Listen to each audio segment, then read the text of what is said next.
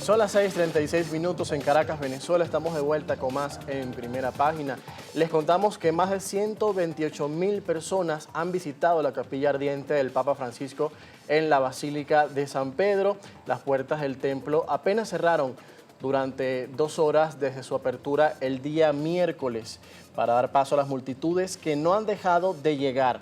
El acceso a la capilla está fuertemente controlado. Los fieles deben pasar por medidas de seguridad similares a las de un aeropuerto, mientras policías y soldados resguardan cada lado del Vaticano. La capilla ardiente se mantendrá hasta hoy en la noche. Este sábado se celebrará el funeral del Estado con la presencia confirmada de importantes líderes mundiales. Italia espera la llegada de hasta 170 delegaciones extranjeras y ha reforzado la seguridad en Roma, incluyendo cierres de calles y estrictos controles de seguridad. El entierro del Papa Francisco será este mismo sábado en la Basílica de Santa Marta la Mayor en Roma, como él lo pidió, y será el primer pontífice enterrado fuera del Vaticano en más de un siglo. El Vaticano informó que por ahora no se anunciará la fecha del cónclave para mantener el foco en las exequias. Amigos, tenemos a esta hora un contacto en vivo desde Roma con nuestro primer invitado esta mañana en Primera Página. Se trata del padre Leonardo Cardosa, doctor en Sagrada Liturgia y especialista en sede apostólica vacante y cónclave. Padre, muy buenos días. Nos complace saludarle a esta hora desde Caracas para conocer todos los detalles del procedimiento que sigue ahora con el funeral de Estado del Papa Francisco. Buenos días. Buenos días, el gusto es mío poder estar con ustedes y compartir un poco sobre lo que es la sede apostólica vacante y precisamente lo que será en los próximos días, ya mañana el funeral del Santo Padre y luego el cónclave. Bueno, muy interesante que nos acompañe a esta hora, además está muy cerca de la Basílica de San Pedro, está ubicado próximo a la Ciudad del Vaticano. Quisiera en primer lugar consultarle cuál es el ambiente que se ha vivido allí con esta gran cantidad de fieles que se han acercado al féretro del Padre que ha estado durante estos días dentro de la Basílica de San Pedro para que muchas personas se acerquen a darle el último adiós. ¿Cómo ha visto el ambiente? Sí, mira, podría decirte que prácticamente el mundo se ha venido a Roma, el mundo se ha venido a Roma para despedir al Santo Padre, para quizás tener al menos un minuto, ¿no? 30 segundos de frente de sus restos mortales después de hacer una fila muy larga, quizás de horas, de grandes esperas, pero que al final vale la pena poder llegar al frente de los restos mortales del Santo Padre, decirle gracias, quizás una lágrima, quizás una oración. Son muchísimos sentimientos que te puedes encontrar aquí en la ciudad de Roma, precisamente en las inmediaciones de la ciudad del Vaticano, de toda la gente que no solo es cristiana, gente que le agradece al Papa Francisco por haber sido un impulsor de la paz, por haber sido un nuevo San Francisco de Asís, de quien precisamente él tomó su nombre para el pontificado. Y pues, por supuesto, ya las calles de Roma están preparadas, sobre todo en las inmediaciones del Vaticano, para lo que será mañana, en la mañana, a las 10 de la mañana, el funeral del Papa Francisco. Y te puedo decir que ya se está llenando, más de ver a la gente que está entrando a la basílica para verlo antes de que el féretro sea cerrado, ya las calles se están llenando con gente que empieza a ocupar un lugar, a poner su silla, a prepararse para tener mañana quizás el mejor puesto para la celebración de la misa exequial. ¿Cuáles son las medidas de seguridad que se han tomado específicamente para este momento tan importante? El Vaticano confirmó la presencia de 50 jefes de Estado y de 10 monarcas de varios países del mundo, por lo que se incrementan las medidas de seguridad. Sin embargo, también cabe la pregunta sobre los cambios que hizo el pontífice durante estos 12 años también, porque quizás tenemos ciertos cambios respecto a funerales de otros papas que murieron en el pasado. ¿Cuáles son en específico y también las medidas que se han adoptado para este funeral de Estado? Sí, comienzo con lo último. Mira, las medidas, te puedo decir que de todo el tiempo que llevo acá viviendo en la ciudad de Roma, nunca había visto, ni siquiera durante el funeral de Benedicto XVI, nunca había visto un sistema de seguridad tan grande, tan extenso, tan organizado. Prácticamente toda la ciudad de Roma está blindada, no solo porque se tiene que llevar a cabo el funeral del Santo Padre, sino porque, como ya bien sabemos, el Santo Padre Francisco ha decidido ser sepultado en la Basílica de Santa María Mayor. Esto quiere decir que después de celebrar el día de mañana, en la mañana, la misa exequial, habrá que hacer esta procesión de traslado que, como ya nos han hecho saber también los medios de comunicación, la sala de prensa de la Ciudad del Vaticano tendrá un recorrido de 6 kilómetros, un recorrido de 6 kilómetros que atravesará las principales calles de la ciudad. Y cuando te digo las principales calles de la ciudad, solo con esto podrás entender un poco, digamos, la importancia de la procesión. Va a pasar precisamente por el frente del Coliseo, que es el monumento más importante de la ciudad de Roma, junto con la Basílica de San Pedro. Un poco para comentarte de las modificaciones, de los cambios que el Papa Francisco hizo precisamente para su funeral, es la simplificación de los ritos, que ya los comenzamos a ver con lo que fue la autenticación de la muerte el día miércoles en la mañana, luego el día martes en la tarde, perdón, y luego el día miércoles en la mañana la procesión que lo llevó desde su casa, desde la Casa Santa Marta, hasta el altar de la confesión en la Basílica de San Pedro. Y de igual modo, mañana también veremos unos ritos mucho más simples, una misa exequial que se va a parecer mucho a lo que es la exequia o la sepultura de un obispo diocesano, como un obispo en Venezuela, ¿no? Que pueda fallecer y se le hace su misa exequial en la catedral, será muy parecida. Ahora, yo me pregunto dónde van a estar situados los jefes de Estado, porque teníamos entendido que no iba a haber un pase demasiado exclusivo para que ellos tuvieran un momento privado con el Papa, sino que esta vez es diferente. Y también preguntarte sobre los familiares del Papa. Entendemos que un sobrino pudo llegar con la ayuda de financiamiento privado, pero también si hay más familiares para el funeral de Francisco. Sí, mira, creo que el familiar más esperado del Papa Francisco y que sin embargo no lo hemos podido ver por ningún lado. Yo estuve en primera fila el día de la procesión que lo llevó a la Basílica de San Pedro. Me esperaba ver a su hermana precisamente, que sabemos que también está avanzada en edad, ¿no? Es ya una persona anciana, una persona mayor, pero digamos que tenemos la esperanza de poder ver a su hermana también allí, muy cerca del altar mayor mañana en el día del funeral, pero no está confirmado por ningún lado que ella haya llegado a Roma. Con respecto a los jefes de Estado, exactamente no habrá quizás mucho el privilegio, pero se sabe ya que estarán en lo que es el atrio de la Basílica de San Pedro, donde se va a llevar a cabo la celebración del funeral. Van a estar allí quizás muy similar a lo que fue el funeral de Benedicto XVI y de Juan Pablo II, con excepción, que es lo que tú muy bien has dicho, han reducido un poco lo que han sido las visitas muy privadas a los restos mortales del Papa Francisco, sino más bien en común con todo el pueblo que está entrando a la Basílica de San Pedro. Bien, estimado, muy interesante lo que nos comenta, padre, en este proceso tan complejo que ha sido además la noticia de la pérdida del Santo Padre Francisco, el primer pontífice latinoamericano. Yo creo que Argentina también está muy conmocionada en este momento ante el fallecimiento de él. Y yo quisiera también consultarle a usted cómo lo han vivido ya a lo interno, como parte de la Iglesia Católica, como miembros también de diferentes misiones, de ministerios. ¿Qué se siente en el ambiente dentro de lo que respecta a sacerdotes, a personas que hacen vida también en Roma, que pueden ser de otras partes del mundo? Sí, mira, yo tuve la oportunidad de poder servir por 4 años en lo que es la liturgia, precisamente lo que estudié acá en Roma, en la Basílica de San Pedro, entrar en contacto directo con este servicio, con el Santo Padre Francisco y sobre todo el sentimiento que veo en muchas personas, no solo sacerdotes, sino católicos, los católicos de la ciudad de Roma, los católicos del mundo entero y no solo católicos, es un sentimiento de agradecimiento. Un sentimiento quizás también de expectativa, porque el Papa Francisco fue un gran revolucionario para la Iglesia, hizo a la Iglesia mucho más humana, mucho más cercana, hizo a la Iglesia también mucho más un instrumento de paz.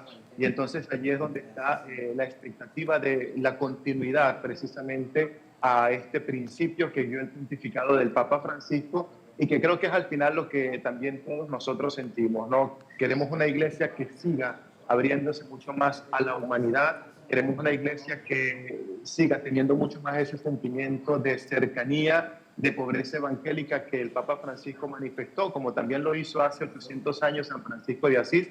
Y creo que ese es el sentimiento que hoy vive toda la iglesia y todas las personas que, como te digo, no solo católicos, el mundo entero está aquí en Roma para despedir al Papa Francisco con mucho sentimiento de tristeza, pero también diciéndole gracias por todo lo que durante estos 12 años pudiste hacer por la humanidad.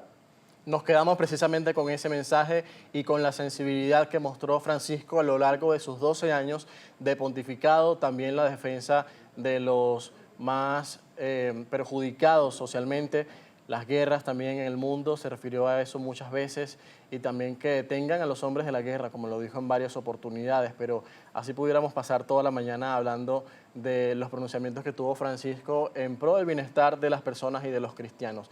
Padre, seguimos Así es. conversando con usted en la próxima parte. Quiero profundizar respecto al proceso de elección del próximo pontífice, de lo que va a ser el cónclave en, estimamos, unas 2 semanas, luego de el funeral y los días de duelo, pero también lo que tiene que ver con la sede vacante, qué pasa en este tiempo de espera.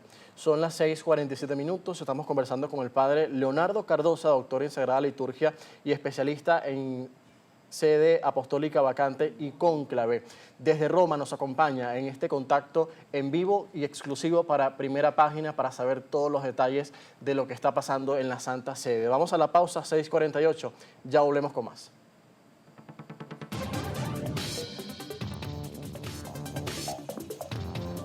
6:50 minutos en Caracas, 12:50 en Roma. Seguimos conversando con el padre Leonardo Cardosa, doctor en Sagrada Liturgia, especialista en sede apostólica vacante y cónclave, a propósito del funeral de Estado del Papa Francisco que va a celebrarse o se va a realizar este sábado en la Plaza de San Pedro.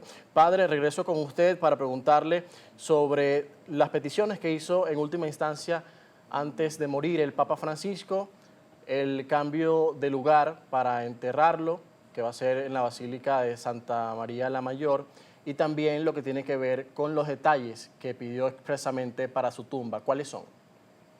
Sí, mira, como te decía en la sección anterior, ¿no? El Papa Francisco ha querido un funeral muy sencillo, un funeral muy similar al de un obispo en cualquier iglesia del mundo, pero más allá de ello nos hemos llevado también algunas sorpresas después que se dio lectura a su testamento. Como por ejemplo, una cosa muy particular, el día de mañana, cuando ya el féretro llegue a la Basílica de Santa María la Mayor, donde precisamente será sepultado el Papa Francisco, lo recibirán ingreso de la basílica un gran número de pobres, un gran número de personas en necesidad económica, en necesidad física, con diversas precariedades que le han acompañado también a él y al cual él fue muy cercano durante su pontificado. Creo que esto es algo muy significativo, algo que digamos que quiere todavía manifestar aún más esa cercanía que tuvo el Papa Francisco con los más alejados o los más discriminados de la sociedad, quizás por circunstancias que muchas veces ni siquiera se escogen,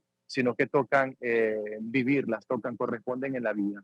Otra cosa que es importante saber, que apenas se develó el día de ayer en la mañana, es que precisamente la capilla donde fue elaborado el sepulcro, donde reposarán los restos mortales del Papa Francisco para la posteridad, está ubicada precisamente al lado de la capilla de la Salus Populi Romana, que es esa virgencita que quizás todos vimos muchísimas veces cada vez que el Papa Francisco iba a un viaje apostólico y dejaba la ciudad de Roma, pero también cuando regresaba. Y en efecto, el día que salió del hospital con su convalecencia y todo, antes de entrar a la Casa Santa Marta, quiso ir de nuevo precisamente allí a la capilla de la Salus Populi Romana para despedirse, y así lo hemos visto todos porque fue la última vez que en efecto saludó, visitó a la Virgen Santísima, pero nos hemos enterado ayer en la mañana que reposará justo al lado de esa capilla, es decir, al lado de esa Virgen que él tanto amó y ama ahora en el encuentro eterno del cielo durante todo su pontificado.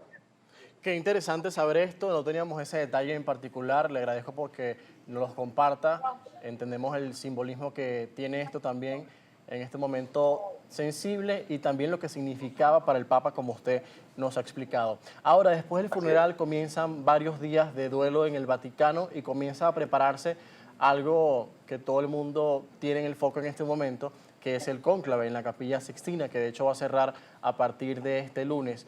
¿Cuáles son los pasos siguientes y en qué consiste el cónclave en particular para saber quién va a ser el sucesor del pontífice?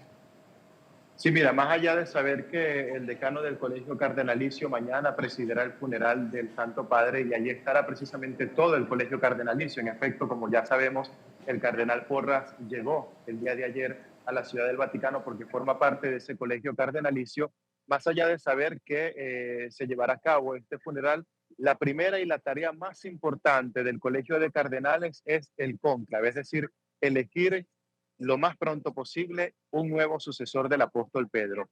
En estos días hemos ya podido ver cómo se están llevando a cabo los preparativos también del cónclave. En efecto, una sorpresa, digámoslo así, que pudimos observar ayer en la mañana, eran algunas personas que trabajan, por supuesto, para el Vaticano, que ya comenzaban a inspeccionar lo que es el techo de la Capilla Sixtina, donde será instalada la chimenea que luego anunciará al mundo a través de la fumata blanca la elección de un nuevo papa.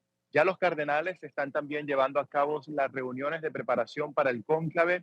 Se espera, aunque no está establecido todavía, pero se espera que lo más pronto posible, es decir, si no entre hoy o mañana, que seguramente no será así, pero inmediatamente después de la celebración del funeral, se anuncie el inicio del cónclave, la fecha del ingreso en la Capilla Sixtina, que es muy probable que se lleve a cabo el 5 de mayo, no antes, porque después del entierro del Santo Padre, que será el día de mañana, se tienen que celebrar, como acostumbramos también nosotros en nuestras ciudades y en nuestro mundo católico, los 9 días de misa por su eterno descanso. Finalizado ese noveno día, es decir, al 10.º día, el 5 de mayo, ya podría iniciar el cónclave.